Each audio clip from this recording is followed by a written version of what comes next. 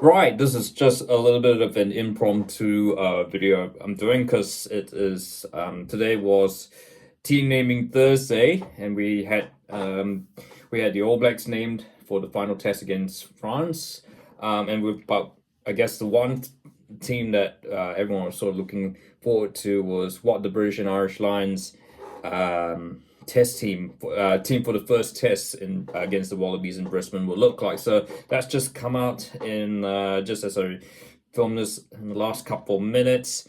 So yeah, Ellis. We've started the front row, so we've got Ellis Genge from the Englishman, Dan Sheehan at hooker, Ty Furlong. Yep, I think Furlong was pretty much expected. Sheehan expected. Genge, yeah, that's a, yeah. I mean, that's a bit of a surprise, but yeah, he certainly offers a lot of mobility and power up front. Maro Itoje obviously he's the captain, so he's going to be named. But yeah, a big call up for big up to young Joe McCarthy, who has been named to partner Itoje in the locks. So yeah, and McCarthy's done pretty well on this tour so far, so I think he deserves it. And that means Ty Burton is shifted to six, to the blind side, or number six. So and he's going to be partner with Tom Curry. Look, I know there has been talk about the Englishman's form not being as good as it has been, but I think, yeah, clearly Andy Farrell sees a lot, knows the caliber that he's got, and the experience would certainly be come in handy against, the Wallabies, who likes of Fraser Wright and Wilson.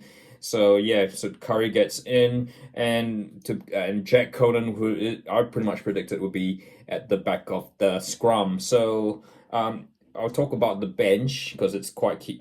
So Ronan Kelleher is the backup hooker.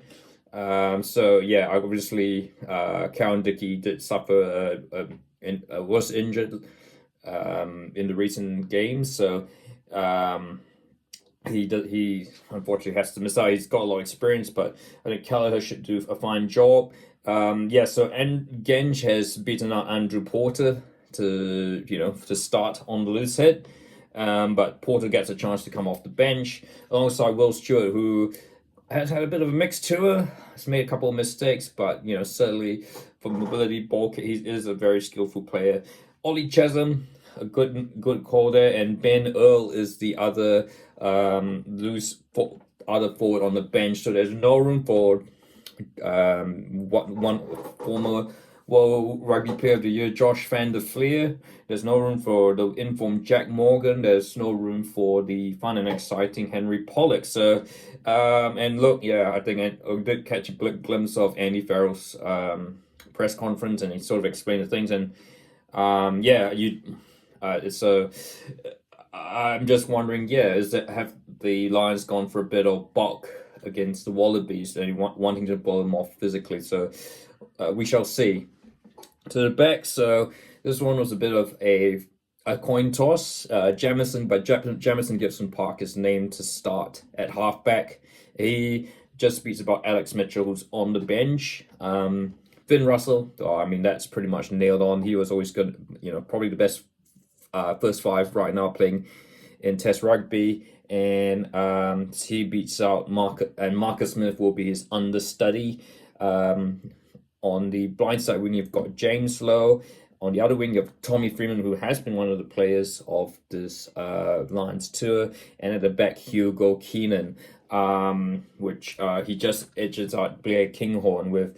In the centres, yeah, we've got the Scottish midfield of Sione Tuipulotu and Hugh Jones. I guess that was certainly pretty much cemented once Gary Ringrose was ruled out with concussion.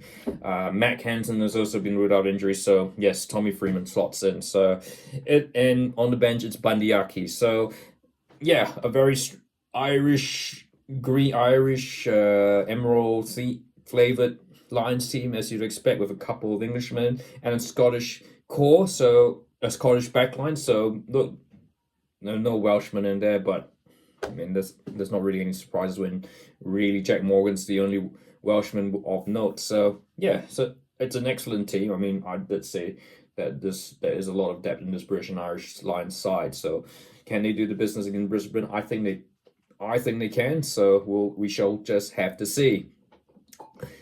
I'll just quickly talk about the All Blacks team. Look, I'm not going to quite name it here, but certainly some interesting points. Yeah, so the All Blacks have decided not to call up Josh Lord or Naito Akoi. They're going to stick with two specialist locks and Sami Penifina to start. They've named Dalton Papali'i and Duplessis Karifi on the bench. So this is going to be interesting. I know it is a kind of dead rubber, but you still don't want to lose any test match. So it is a big call. I mean, you want certainly hope that Tuipolo, you never hope that someone goes injured. I certainly hope that neither Tuipolo or Holland go down. Finau is the one to step up, but I guess if you have both locks, well, I guess does Dalton Papali'i go into the lock, into the lock. I guess, I'll argue maybe Jordie Barrett had a place. Which on that note, there is no Barrett brother for the first time on neither the starting All Blacks lineup, All Blacks 15 or on the bench. So, and it is, as we expected, a very Chiefs heavy lineup. But look, those are your two test teams. As a bit of a short recap, I'm not really dressed in a rugby gear. But what are your thoughts on both the British and Irish Lions, the Wallabies, and the All Blacks? And if you like this video, feel free to like and don't forget to subscribe. And oh yes, there may still be a review after the All Blacks France test, which I hope to catch mostly. I am due to see the Wrexham Wellington game, which kicks off just before that. I think that might have been over that. No, it just kicks off before then, so we should be able to see quite a bit of it. So watch this space.